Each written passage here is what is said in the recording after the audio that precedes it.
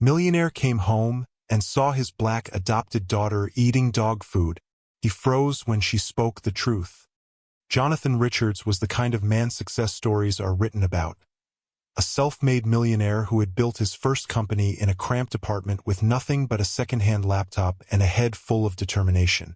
By 25, he had turned that determination into a thriving business empire.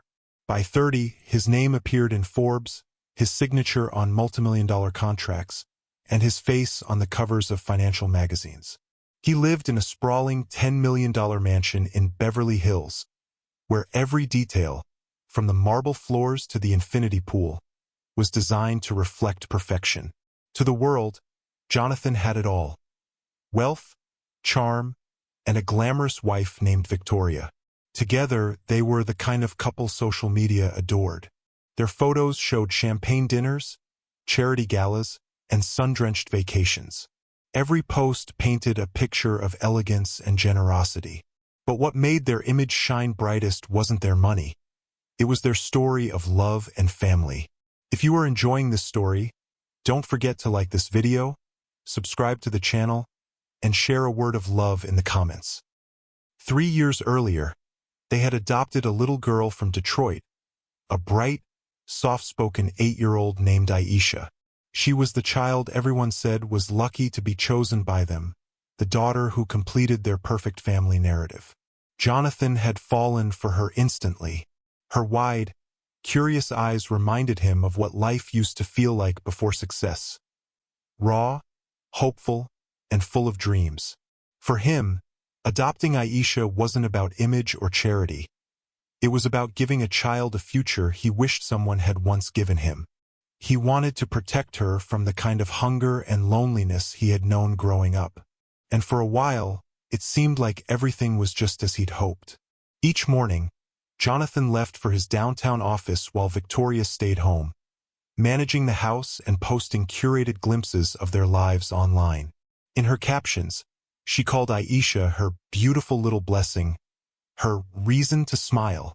To their millions of followers, they were an inspiration, the proof that love transcended color, that privilege could coexist with compassion. But reality, as it often does, told a different story. Jonathan worked long hours, too long. Success demanded constant attention, and he often returned home after dark, exhausted but comforted by the idea that his family was safe, cared for, and happy. On weekends, he would find Aisha playing quietly in her room, surrounded by the toys Victoria had bought for her. She smiled when he entered, but there was always something behind her eyes, a flicker of hesitation, a softness that carried more silence than joy. He told himself she was just shy. Adjustment took time. Children who came from hardship often carried invisible scars. Victoria reassured him constantly, "She's fine, darling. She just needs structure." And Jonathan, busy and trusting, believed her. Their home, though outwardly perfect, carried small cracks that only became visible when you looked too closely. Victoria's affection seemed calculated, her kindness performed for an audience. She had a way of speaking sweetly in public but sharply when no one else was listening. Jonathan brushed it off as stress. After all, maintaining their image was a full-time job, and Victoria took it seriously. There were other moments, tiny, fleeting ones that slipped past him. Once, he noticed Aisha flinch when Victoria's voice rose during a phone call. Another time, she asked timidly if she could eat dinner early because she didn't want to bother anyone. Jonathan laughed it off, promising to take her out for ice cream later. But as the days went by, those little signs began to form a quiet, uneasy rhythm. Still, Jonathan didn't see it. He didn't want to. His world was built on control, on fixing problems with logic, money, or strategy. And whatever small discomfort he felt, he buried beneath work and the illusion of perfection. Then, one evening, the illusion began to fracture. Started with a phone call. Jonathan was wrapping up a meeting when his phone buzzed. A call from Aisha. Her voice was barely a whisper. "Daddy, I'm hungry." He smiled, half distracted. "Didn't Mommy make dinner?" There was silence, then a faint sniffle. She said, "I don't deserve it." Jonathan frowned, but before he could ask more, the call ended. He sat for a moment, staring at his phone. Maybe she was exaggerating, he thought. Kids could be dramatic. He texted Victoria, no response.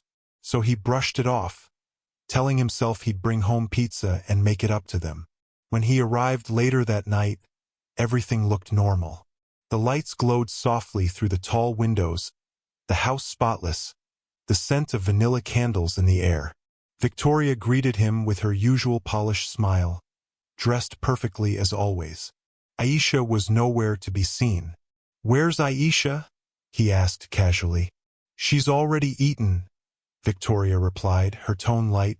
"She's probably in her room." Jonathan nodded, exhausted, and thought nothing more of it. But deep down, something felt slightly off, like a note out of tune in a familiar song. Over the next few days, that feeling grew. He noticed Aisha's smile fading in photos. She looked thinner, quieter. When he hugged her goodnight, she tensed slightly before relaxing in his arms. He began leaving work earlier, telling himself it was to spend more time with family. But in truth, it was curiosity, a quiet instinct whispering that something wasn't right. And then came the night everything changed. Jonathan parked his car in the driveway earlier than usual, planning to surprise his wife and daughter with dinner. As he walked toward the front door, the house looked peaceful, too peaceful. But from the kitchen, a faint sound reached him, something that made his steps slow and his heart begin to pound. What he would find behind that door would shatter the illusion of his perfect life forever. The sound that stopped Jonathan at the kitchen door wasn't loud. It was fragile, almost human in its pain. A soft, stifled sob. Through the narrow opening, he saw something that didn't make sense at first. A small figure crouched on the floor, trembling. Then the light caught her face. Isha, his daughter. She wasn't playing or hiding or doing anything a child should be doing. She was kneeling beside a metal dog bowl, the one that used to belong to Duke, their golden retriever who'd passed away months earlier. The bowl was filled with dog food, and Aisha was forcing herself to eat from it, one slow, shaking handful at a time. Her tiny shoulders quivered as she swallowed, tears falling into the food below. Jonathan froze. His body went cold. For a moment, he thought it was some sick misunderstanding, a nightmare he'd wake up from. But then came a voice, sharp, chilling, unmistakable. "Finish it. You don't stop until it's gone." It was Victoria. Her heels clicked across the marble floor as she stood behind Aisha, arms folded. Her tone as casual as if she were giving instructions to a servant. "This is what liars deserve," she continued. "You want to tell your father I don't feed you? Fine. Eat like an animal." Jonathan couldn't breathe. The memory of Aisha's phone call, the hunger in her voice, rushed back all at once. His hands trembled. His pulse roared in his ears. Every instinct screamed at him to storm in, to tear the scene apart. But something stronger held him still. Instinct. Shock. Strategy. He stepped back silently, every muscle rigid, his mind a storm of disbelief. That night, long after Victoria went to bed, Jonathan sat alone in his study. He stared at the family photos that lined his shelves. Smiling faces, perfect poses, beautiful eyes. He saw them differently now. Every smile from Victoria looked forced. Every moment of joy Aisha had ever shown felt like survival, not happiness. The pieces began to fit together. The silence, the flinches, the weight loss, the whispered apologies. It was all there, buried beneath the illusion of their perfect family. He couldn't confront her, not yet, not without proof. Victoria was manipulative, calculating, and obsessed with control. If he accused her, she'd twist it, erase it, make him look unstable. He needed evidence. The next morning, Jonathan went to work as usual, but his mind wasn't on business. He called his trusted friend, Marcus, a lawyer who'd handled his company's toughest cases, and asked for a private meeting. Without revealing too much, he explained that he needed discreet surveillance installed in his home. Cameras, microphones, everything. Marcus didn't ask why. He just nodded and said, "I'll handle it." Within days, tiny cameras were hidden behind vents, inside picture frames, under kitchen counters, each one recording silently. Jonathan smiled for social media, attended charity events, and played the perfect husband. But inside, he was watching, listening, waiting, and what those cameras captured made his blood run cold. In one clip, Victoria stood over Aisha holding her school report. The little girl's handwriting wavered across the page. "You call this good enough?" Victoria snapped, tearing the paper in half. "You think your kind can ever be exceptional? You should be grateful I even let you live here." Another recording caught her on a phone call with her sister, Rebecca. "She's a nightmare," Victoria hissed. "Wild, ungrateful. These kids from orphanages, especially the black ones, they need to be tamed." Jonathan felt sick. His wife wasn't just cruel, she was hateful. She hadn't adopted Aisha out of love. She'd done it for the image, to look progressive, to gain admiration from her followers. In the privacy of her curated perfection, she was a monster. Jonathan's days became a blur of pretending. He kissed Victoria on the cheek, took her to dinners, and posted photos online of family bliss. Each time, he smiled for the camera, knowing it was only a matter of time before her mask shattered. At night, he'd replay the footage. The abuse wasn't just verbal, it was psychological. Victoria isolated Aisha, denied her meals, forced her to clean up after parties, and punished her for minor mistakes. She told her she wasn't wanted, that she'd never belong. But the moment that broke Jonathan completely came 3 days later. The camera in the hallway caught Aisha sitting alone on the stairs, whispering to herself, "Be good, Aisha. Be quiet.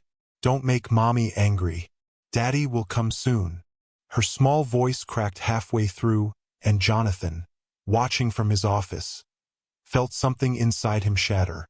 He couldn't wait any longer. That night, he met with Marcus again and handed him a hard drive filled with evidence. Videos, recordings, even screenshots of Victoria's texts bragging about training Aisha. Marcus reviewed everything in silence, his face tightening with each file. Finally, he looked up. "This isn't just abuse, Jonathan. It's a crime. There's fraud here, too. Look."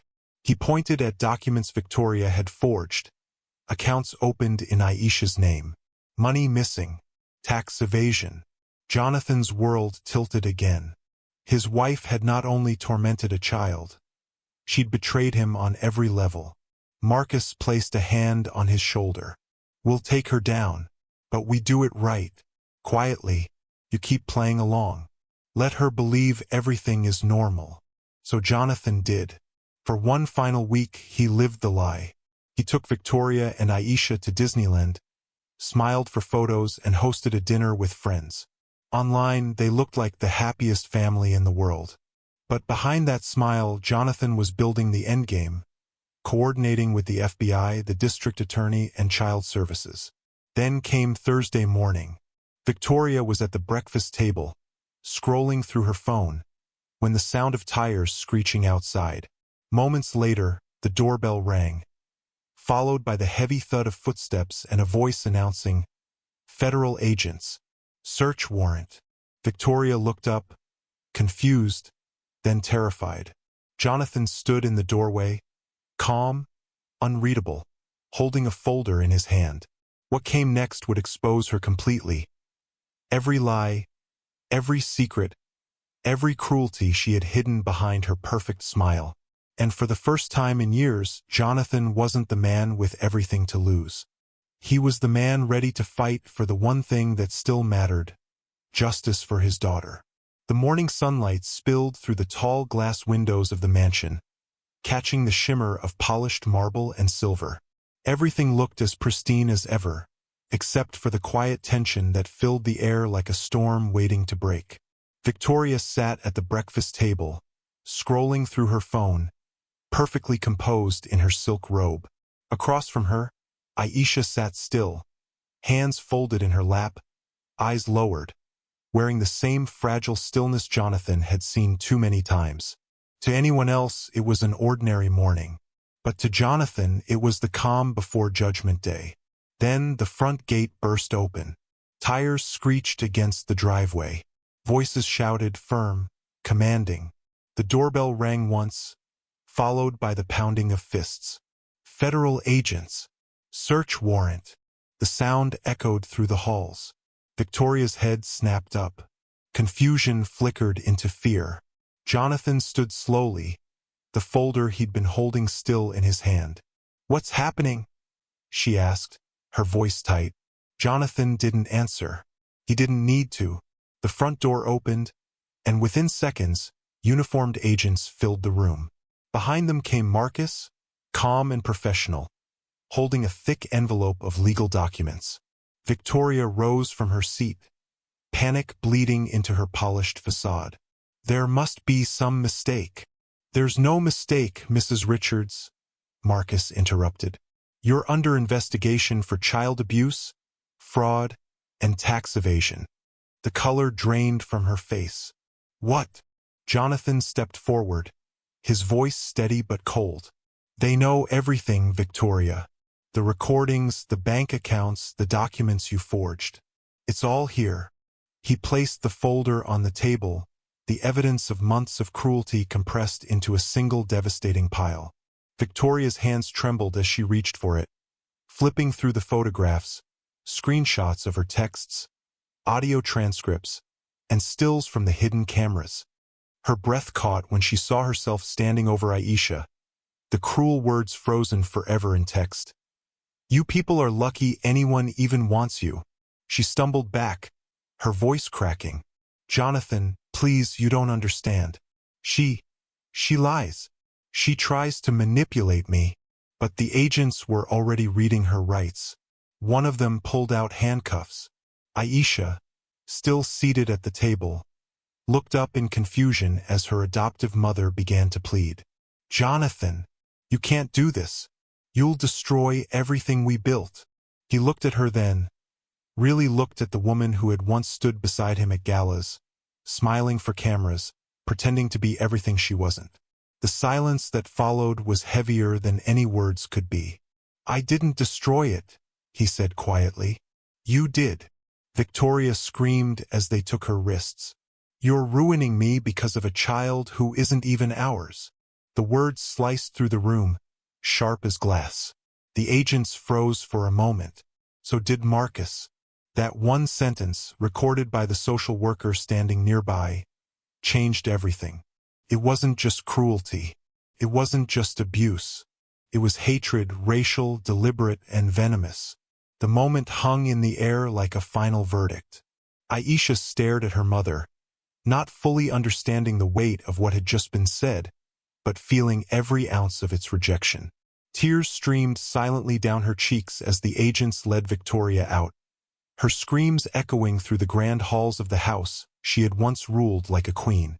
When the door finally slammed shut, the silence that followed was suffocating. Aisha's small voice broke it.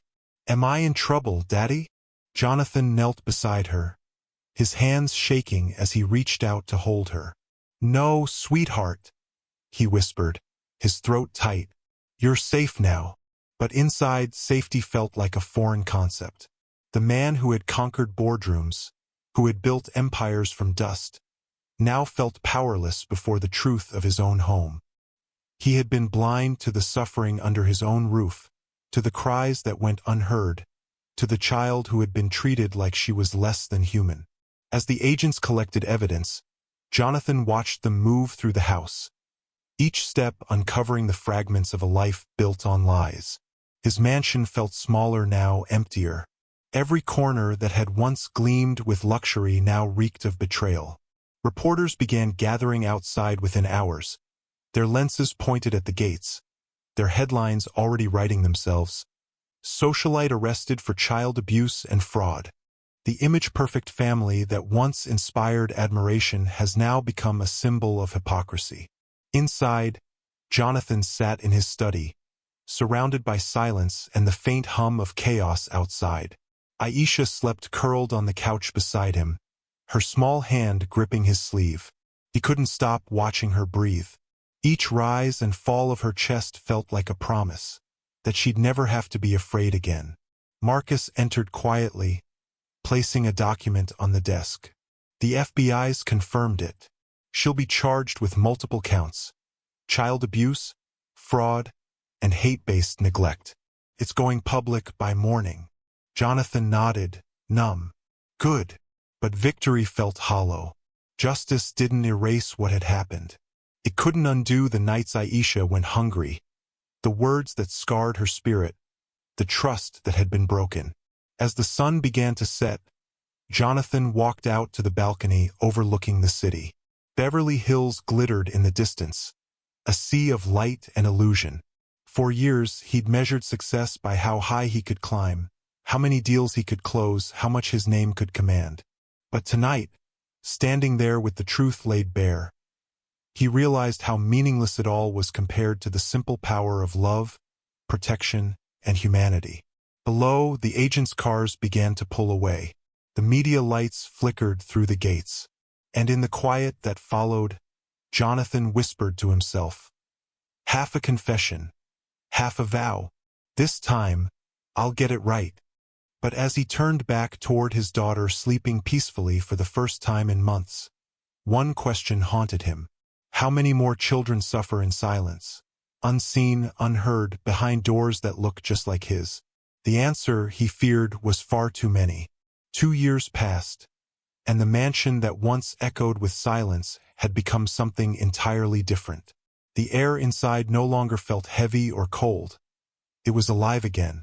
The walls that had once witnessed cruelty now carried laughter, music, and warmth. The emptiness had been replaced by love. Jonathan had sold the Beverly Hills estate, leaving behind every reminder of the life he'd built with Victoria. He and Aisha now lived in a peaceful house overlooking the ocean in Malibu, a place where the sound of waves replaced the endless noise of cameras and reporters. It was a home, not a stage. Aisha had changed, too. The shy, broken child who once whispered apologies now ran freely along the sand, chasing seagulls and painting seashells with her friends. Therapy, patience, and unconditional love had slowly rebuilt what cruelty tried to destroy.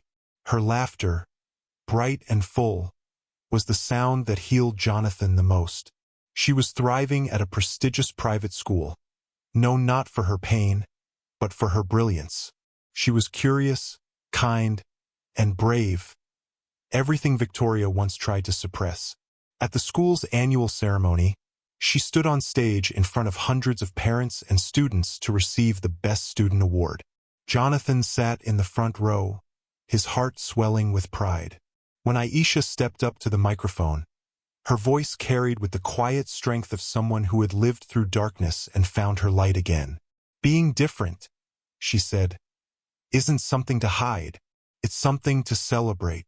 Her words drew applause, but for Jonathan, they hit deeper than any award or recognition ever could. Because in that moment, he saw the real meaning of everything he'd lost and everything he'd fought for. This was success. Not the empire he had built, not the magazine covers, not the numbers in his bank account.